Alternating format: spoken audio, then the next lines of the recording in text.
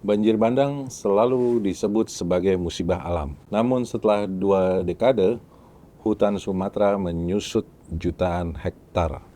Pertanyaannya berubah. Ini benar-benar bencana alam atau nyatanya bencana yang kita bangun sendiri? Bersama saya, Wisnu Yuwono, mari kita bahas selengkapnya dalam catatan kebijakan publik dan politik kali ini.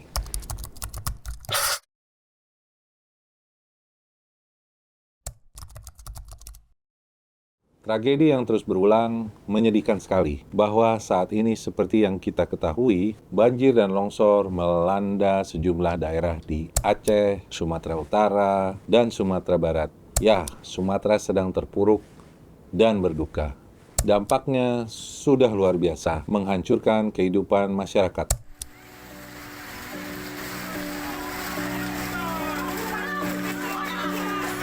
Jumlah korban meninggal dunia akibat banjir bandang dan longsor yang terjadi di Aceh, Sumatera Utara, dan Sumatera Barat mencapai 72 orang dan puluhan. Korban terus bertambah, rumah rusak bahkan lenyap hanyut, infrastruktur runtuh, dan ini tentu saja merupakan pukulan tidak hanya bagi saudara kita di sana, tapi untuk seluruh Indonesia. Apakah bencana ini semata-mata karena alam atau sebenarnya ada bagian besar dari tragedi ini yang datang dari pengelolaan lingkungan yang gagal? Kita akan telusuri akar masalahnya bersama.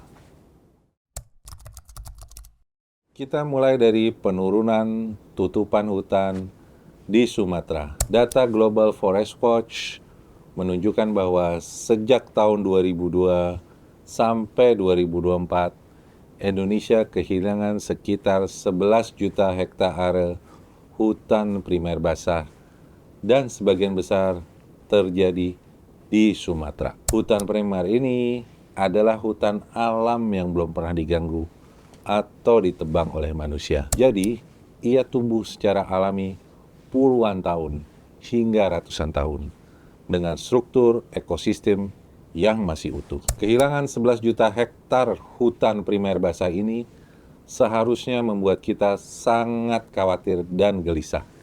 Karena artinya dalam 2 dekade terakhir, tutupan hutan di pulau ini menyusut dengan cepat. Dan ketika hutan hilang, kita tidak hanya kehilangan pepohonan, kita kehilangan fungsi ekologis yang selama ini menjaga kita, seperti kemampuan tanah menyerap air, menjaga kemiringan lereng tetap stabil, dan mengatur aliran air secara alami. Jadi wajar kalau dampaknya terasa sampai hari ini. Karena ketika puluhan juta hektar hutan lenyap, kemampuan alam menahan dan menyerap hujan ikut lenyap juga.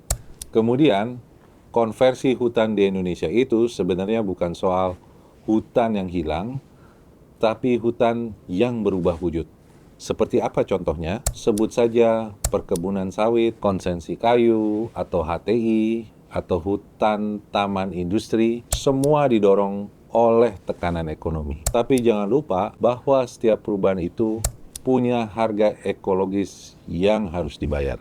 Jadi, ketika hujan ekstrim turun, seperti yang terjadi di penghujung tahun 2025 ini, air tidak meresap. Ia langsung turun ke hilir dengan cepat. Dan di hilir, tempat orang tinggal, bekerja, dan beraktivitas, kita melihat akibatnya.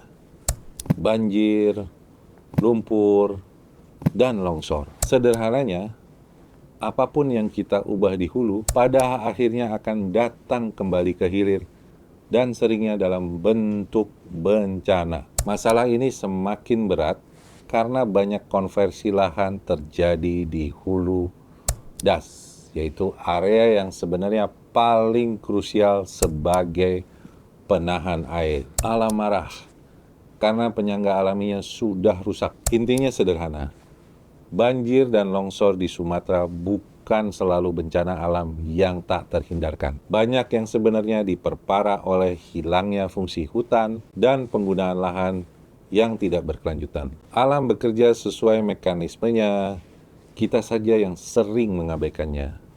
Semua tutup mata, kalau sudah begini, jadi salah siapa? Penting untuk kita pahami bersama, kerusakan lingkungan dan deforestasi itu bukan sekedar isu ekologis. Dampaknya sangat nyata pada kehidupan manusia, terutama mereka yang berpenghasilan rendah dan tinggal di kawasan rawan.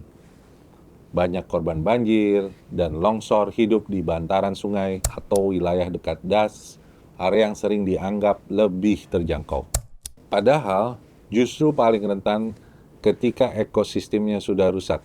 Ya contohnya seperti sekarang, saat hujan ekstrim datang dan sungai meluap. Yang pertama merasakan hantamannya adalah rumah mereka, penghidupan mereka, bahkan nyawa mereka. Data Bappenas menunjukkan bahwa 70% korban bencana di Indonesia berasal dari kelompok masyarakat berpendapatan rendah. Setiap bencana besar meningkatkan angka kemiskinan lokal hingga 1 hingga 1,5%. Rata-rata keluarga miskin yang terdampak bencana membutuhkan 3-5 tahun untuk bisa pulih kondisi ekonominya. Di Sumatera, pola ini terlihat jelas. Banyak masyarakat tinggal dekat sungai karena harga tanah lebih murah. Pekerjaan mereka sangat rentan, seperti buruh kebun, pedagang kecil, petani subsisten. Ketika banjir bandang datang, mereka bukan hanya kehilangan rumah,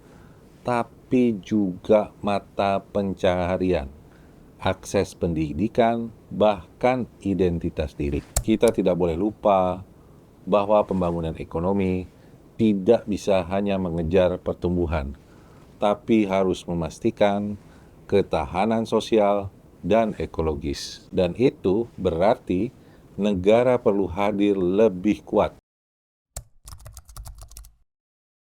Melihat kondisi yang sudah kita bahas, ada satu hal yang harus kita akui. Bencana ekologis di Indonesia bukan hanya soal alam, tapi soal tata kelola. Karena itu, saya punya beberapa rekomendasi kebijakan yang mana ini bukan sekedar saran teknis, namun juga menjadi peringatan keras bahwa pemerintah tidak bisa lagi bekerja dengan pola lama. Pertama, perlindungan hutan, terutama hutan primer dan kawasan hulu das, harus ditegakkan tanpa kompromi. Pemerintah perlu melakukan moratorium terbatas untuk izin baru di kawasan rawan hidrologi, memperketat audit konsensi, dan menyediakan data tutupan hutan yang transparan serta dapat diakses publik. Selama izin masih diberikan tanpa kajian ekologi yang ketat, bencana akan terus berulang. Kedua, pembenahan tata ruang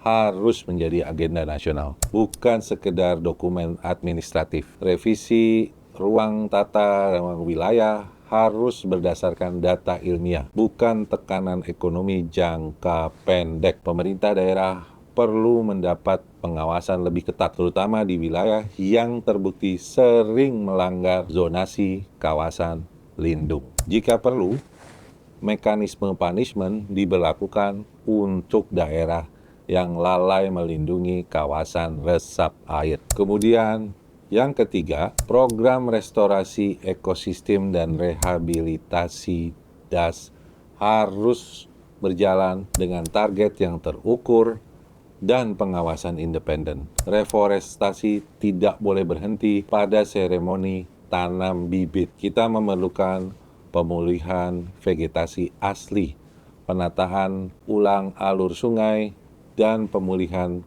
area kritis dengan pendanaan yang memadai serta pengawasan publik. Selanjutnya, poin yang tidak kalah penting, pemerintah harus memberi perlindungan khusus bagi komunitas rentan. Relokasi tidak boleh dilakukan secara tergesa-gesa dan harus diikuti jaminan pekerjaan, layanan dasar, serta perlindungan sosial. Jika negara ini ingin mengurangi dampak bencana, maka negara juga harus hadir mengurangi ketimpangan. Kelima, sistem pengelolaan bencana harus diperkuat dari hulu ke hilir. Integrasi data lingkungan, iklim, hutan, dan das dalam satu sistem peringatan dini nasional bukan lagi soal opsi. Itu adalah kebutuhan mendesak. Pemerintah pusat dan daerah harus berbagi data secara real time dan tidak boleh ada data tertahan karena alasan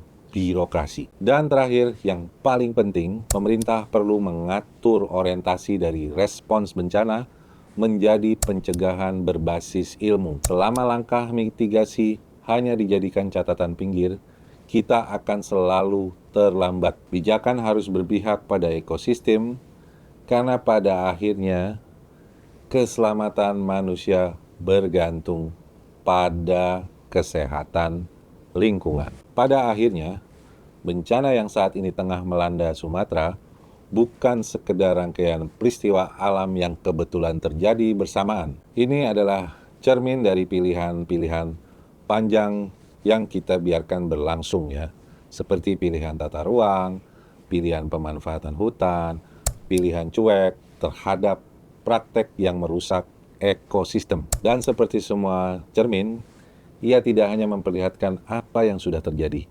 tapi juga apa yang bisa berubah. Kita tidak bisa mengembalikan nyawa yang hilang, rumah yang hanyut, atau tanah yang runtuh. Tapi kita bisa memastikan bahwa tragedi seperti ini tidak lagi dianggap takdir, melainkan sinyal yang harus dibalas dengan pembenahan serius.